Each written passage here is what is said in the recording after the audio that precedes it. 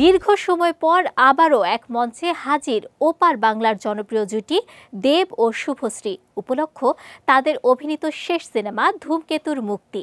ভারতে স্বাধীনতা দিবস উপলক্ষে 14 আগস্ট প্রেক্ষাগৃহে মুক্তি পেতে চলেছে দেব শুভশ্রীর বহু প্রতীক্ষিত এই সিনেমা।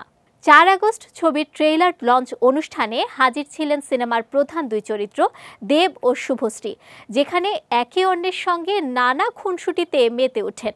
দুজনে মিলে বিভিন্ন প্রশ্নেরও জবাব দেন ভক্তদের। এদিকে দেব শুভশ্রীকে একসঙ্গে দেখার পর অনেকেই প্রশ্ন তুলেছেন, অভিনেত্রীর স্বামী পরিচালক রাজ চক্রবর্তী তখন কোথায় ছিলেন, তার প্রতিক্রিয়াই বা কী? সেই প্রশ্নের উত্তরে রাজ জানালেন, অনুষ্ঠানে উপস্থিত থাকতে পারেননি, তবে পরে শুনেছেন সেখানে কি হয়েছে।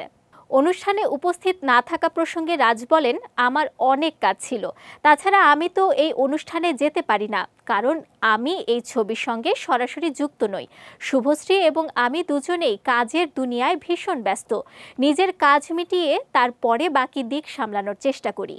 দেব ও শুভশ্রীর সম্পর্ক নিয়ে রাজ বলেন, পুরনো বন্ধুর সঙ্গে দেখা হওয়ার থেকেও বেশি জরুরি এতদিন পরে ধূমকেতুর মুক্তি। একটা জুটি আবার ফিরছে, সেটা বড় ব্যাপার। পুরনো বন্ধুত্বের কথা ওদের মাথায় ছিল কিনা জানি না। সবশেষ এই নির্মাতা বলেন, দেবের প্রাক্তন বান্ধবী শুভশ্রী আমার স্ত্রী।